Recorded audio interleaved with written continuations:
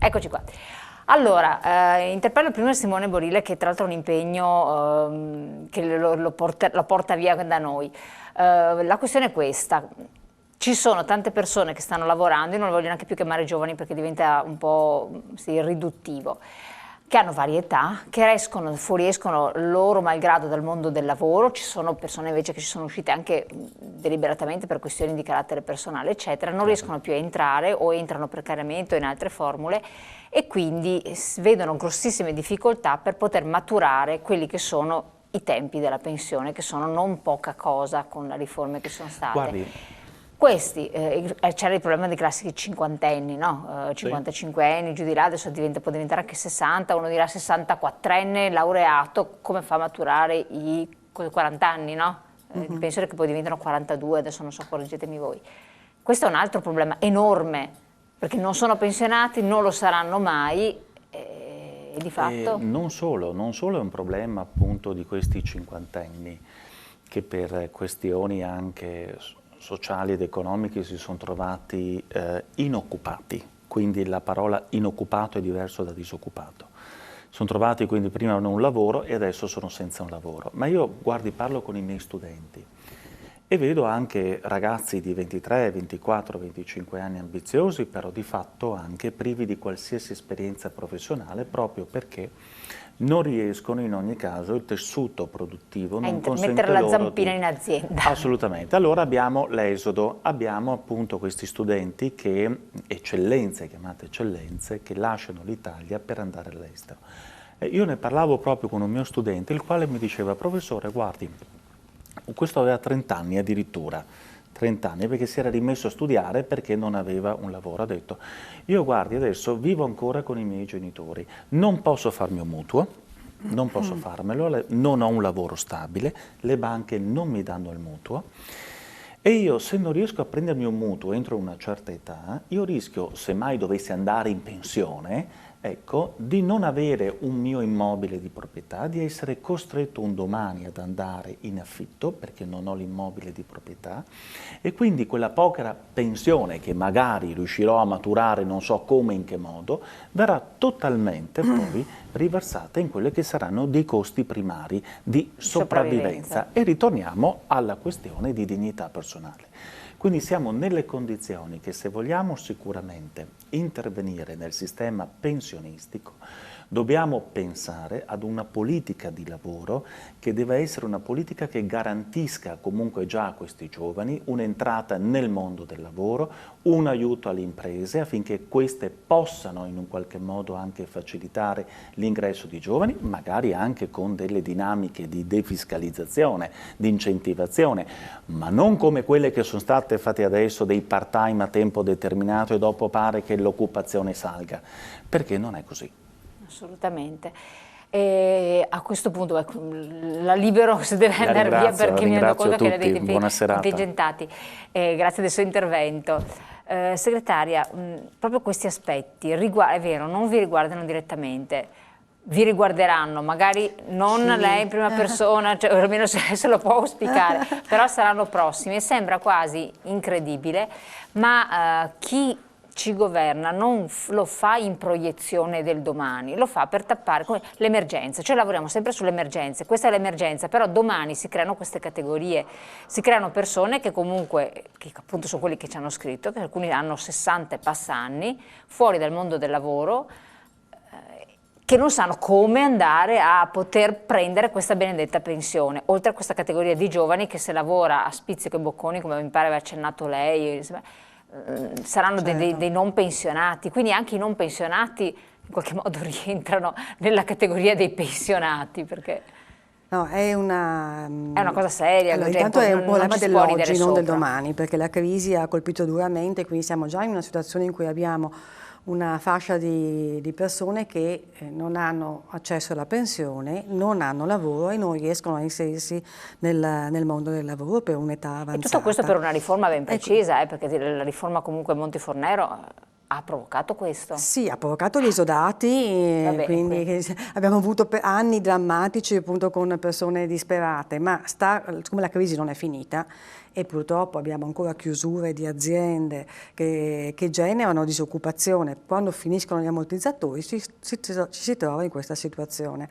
Allora, questo era un po' al centro dell'avvertenza che come CGIL, CISL, quindi il sindacato unitario, abbiamo costruito dall'anno scorso per riformare il sistema pensionistico e affrontare il tema di chi appunto aveva perso il lavoro e non aveva la pensione, della tutela delle pensioni in essere che erano state appunto bloccate nella valutazione e quindi perdevano potere di acquisto, e il tema delle giovani generazioni. L'anno scorso si è raggiunta una prima intesa con alcuni primi segnali positivi, con alcune prime risposte agli aspetti più drammatici. Una di queste risposte riguardava i lavoratori precoci, quindi quelli che avevano iniziato a lavorare prima dei 19 anni e che non avevano più il lavoro, quindi erano quelli che si trovavano in quella fascia di limbo. Riguardava i lavori gravosi, alcune situazioni, con l'introduzione dell'APE sociale, che ricordiamoci non è quella che aveva proposto il governo, l'APE volontaria, quella, diciamo, io la trovo abbastanza assurda che uno deve pagarsi la pensione, però non voglio entrare in questa dinamica. L'APE sociale era una risposta di assistenza per dare una risposta a un problema, a un dramma sociale. Purtroppo la sperimentazione di questa prima stagione, quindi sulle 6.700 erotte domande che sono state presentate in Veneto nei primi mesi, di quando hanno aperto la finestra, per quanto riguarda l'APE sociale e i precoci, noi abbiamo una prima risposta da parte dell'INPS che il 70% delle domande presentate sono state rigettate. Perché cosa è successo? Che uno doveva avere 63 anni, essere disoccupato, tutta una serie di caratteristiche per poter accedere all'APE sociale. Se aveva lavorato anche solo poche ore con i voucher, che noi sappiamo che porcata erano i voucher e la battaglia che abbiamo fatto per cancellarli, ma abbiamo già fatto altre puntate qui su questa discussione, ma quella è stata considerata dall'INPS come se fosse un rapporto di lavoro e gli hanno negato l'accesso all'APE sociale. Adesso si sta intervenendo, quindi è intervenuto il governo nei confronti di Boeri, nei confronti dell'INPS per considerare tutte le domande. Siamo in attesa di risposta, ma siamo nell'assurdo in cui queste persone che si erano illuse di avere una risposta positiva a un loro dramma che non è del singolo ma è un dramma sociale, si trovano ancora becchi e bastonati, se mi consentite il termine un po' volgare. Quindi siamo in una fase in cui anche la prima dimensione di accordi raggiunti con il governo, le prime risposte, sul fronte del lavoro ancora non ci siamo. Poi c'è il governo ha preso degli impegni molto forti con le organizzazioni sindacali di questa seconda fase, come veniva detto prima, in cui si dovevano affrontare la flessibilità in uscita, per esempio, e il tema delle pensioni ai giovani. Allora, rispetto al tema posto di un giovane o di uno non giovane, insomma, uno lavora tanti anni e poi non matura i requisiti pensionistici, la Fornero ha introdotto due vincoli, non solo ha alzato di brutto l'età pensionabile, ma ha introdotto due ulteriori vincoli. Quindi la pensione anticipata, quella che si può avere quando uno ha maturato 42 anni e 10 mesi adesso e 41 anni e 10 mesi se è una donna, ma che aumenta con la speranza di vita, quindi tende ad aumentare, quella per poter accedere a quella pensione tu devi avere un assegno pensionistico pari almeno 2,8 volte quella che è la pensione minima. Se uno ha un lavoro discontinuo, precario, retribuito male, non raggiungerà mai quel vincolo lì, quel tetto lì, e quindi non potrà andare in pensione ai 63 anni, dovrà andarci con la vecchiaia. La vecchiaia, che sarebbe il 67, 7, quindi viene aumentata quello che è, ma lì devi avere un altro tetto, 1,5 volte. E se io ho sempre avuto una vita precaria di lavoro, io rischio, e perché i calcoli li abbiamo fatti, di non avere l'assegno. Questa è una cosa aberrante. Dovrò andare ai 70 anni con la pensione assistenziale, con l'assistenza, perché non avrò le condizioni di aver maturato una pensione adeguata alla faccia della dignità, delle condizioni di vita, di quello che dice la Costituzione, perché non è che è un tema che casca dal cielo. La Costituzione dice che chi lavora deve avere una retribuzione adeguata e anche una vecchiaia, con condizioni reddituali adeguate. Allora, cosa vuol dire adeguato? no? Se sono queste le condizioni. Allora, torno per chiudere, insomma, la piattaforma che abbiamo costruito l'anno scorso e che stiamo portando avanti anche in queste ore, unitariamente CGIL e CISL UIL, dice cambiare le pensioni, dare lavoro ai giovani, perché se non si dà lavoro ai giovani è chiaro che nel lungo periodo non possiamo ragionare nemmeno di pensioni per gli attuali pensionati o per loro. Chiarissimo, Pisato, segretario. Questa è una questione grossa, al di là dell'incontro. Mi ritrovo, bisognerà trovare le forme per intervenire. Ma secondo lei a livello nazionale, cioè se lei ha questa sensibilità, perché poi vive il territorio? Il ministro Poletti da questo punto di vista ha fatto delle ampie aperture. Poi sappiamo che ad esempio sull'APE sociale l'interpretazione fedele che ne ha dato l'INPS è diversa da quello che anche il governo stesso aveva in mente succedesse. Quindi bisognerà fare delle modifiche perché l'interpretazione sia fedele rispetto a quello che il legislativo dispone per l'organizzativo. Non so se i termini possono essere capiti, perché altrimenti se si erano messi a bilancio certe risorse che potevano compensare un tot di pensioni da APE sociale e poi ci si accorge che invece la tagliola è al 70%, non è quello che ci si aspettava nemmeno come governo. Poi si rischia che risorse, per paradosso, in un sistema in cui parliamo sempre di risorse finite, le avanziamo, che è paradossale, capite che stiamo qui ad arrovellarci su trovare un minimo per mandarne 2 in più in pensione a condizioni date. Una serie contrasto all'evasione fiscale. Qui lo dico perché mi pare che sul tema quello io penso che ci possiamo ritrovare. Non l'abbiamo ancora citato, però sarebbe da sapete che sono anni in cui da quel punto di vista si possono trarre tante conclusioni degli interventi che sono stati fatti da questi ultimi governi negli ultimi anni, ma sul tema del recupero dell'evasione è molto più significativo del precedente. Capisco che non possa essere il minimo sindacale che ritenete quello giusto. Se i condoni sono recupero di evasione, mettiamoci d'accordo. Sono stati fatti dei seri interventi comunque sul recupero dell'evasione. I miliardi recuperati negli ultimi anni ne danno chiara testimonianza. Si può sempre far meglio. È la volontà di comunque io penso che bisognerà tornare a quel ragionamento della previdenza integrativa. Perché gioca tantissimo intorno anche a quello. È vero, però per chi può farlo? Chi può farlo è vero, però è vero anche, lo guardo nel mio piccolo per il lavoro che faccio. Io so che nella mia azienda, che aveva un contratto di categoria, pochissimi sono quelli che hanno aderito all'integrativo, al sistema complementare della previdenza, perché anche lì si sono ingenerate tutta una serie di titubanze.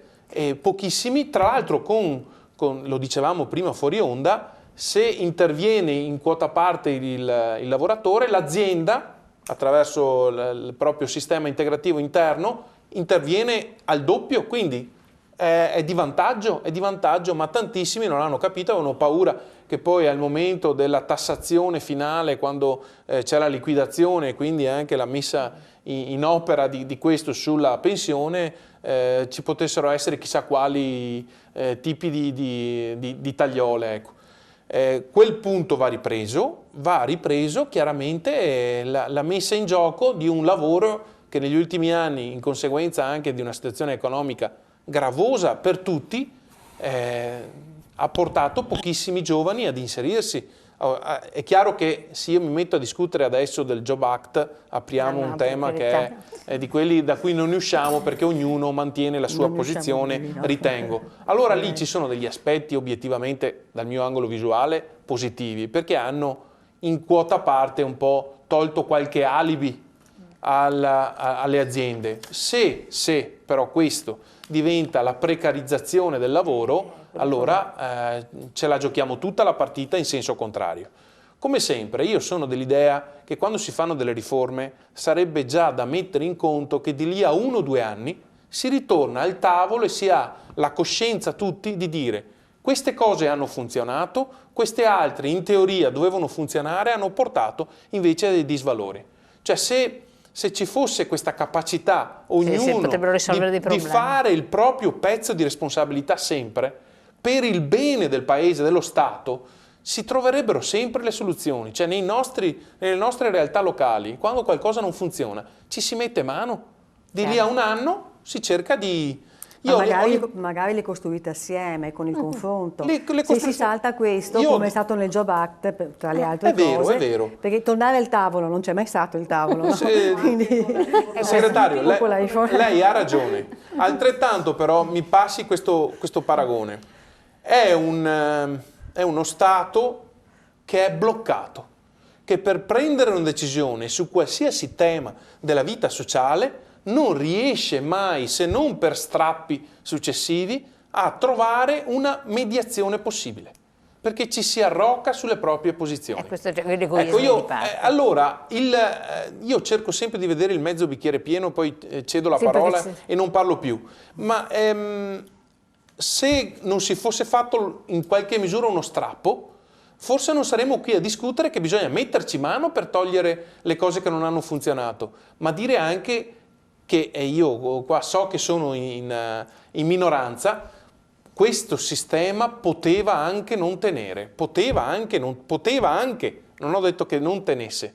Quindi il boere di turno la spara certe volte anche un po' fuori grossetta, ha dei motivi di ragionevolezza che poi però non tengono conto della discussione tra tutte le forze in campo. Chiarissimo. Onorevole Fatuzzo, darei la parola, siamo proprio in chiusura perché siamo fuori tempo massimo. Vuol dire che devo essere brevissimo. Sì. Ma è efficace. Allora ma so che sa essere efficace, esatto. Per cui mi auguro che mi offrirà un cioccolatino o qualcosa. Sì. Concludo questo interessante dibattito ripetendo ancora una volta che a mio parere i pensionati di oggi e i pensionati di domani sono nel mirino dei governi tutti di centrodestra e di centrosinistra. L'ultima l'ha fatta proprio il ministro Poletti, che ha volutamente scritto una legge perché ne beneficiassero il minor numero possibile di aspiranti all'Ape Social. Quello che chiede il partito pensionati è: lasciamo ai giovani il diritto di tenersi i contributi in busta paga. Trasformiamo la previdenza da obbligatoria a facoltativa. Si vedrà così finalmente coloro che hanno in mano la previdenza sociale, cioè i governi di turno, fare delle leggi che rendano accattivante la firma: sì, trattenetemi pure questi soldi in busta paga perché me li ritroverò se diventerò anziano o se diventerò inabile o se dovrò lasciare la vedova o il vedovo. Questo è il vostro punto di vista in chiusura proprio, pensionati? Secondo noi occorre una cooperazione etica fra tutte le forze in campo, sindacati, governo, anche l'INPS, affinché il pensionato esca dalla situazione di esclusione sociale in cui si trova. È una cosa inedita della storia, non è mai successo che una categoria dei pensionati sia così umiliata come oggi. Tocca fare uno sforzo a tutti perché ci sia un'armonizzazione sociale. Basta colpevolizzare gli anziani e i pensionati. Benissimo, vabbè, l'argomento richiederebbe moltissimo tempo, non abbiamo più a disposizione. Io vi ringrazio di essere stati qui con noi. Rosanna Bettella, a questo punto abbiamo dato la parola a bilanciata, la segretaria regionale generale di Gregorio, perché non abbiamo più tempo. Grazie a voi di averci seguito, naturalmente scriveteci così siete anche di sprone e di spunto per affrontare certi temi, per cercare un po' di discuterne, vedere quali sono i possibili aspetti che ne emergono e magari le soluzioni. Grazie ancora, buonanotte, vi lascio a Quinto Piano.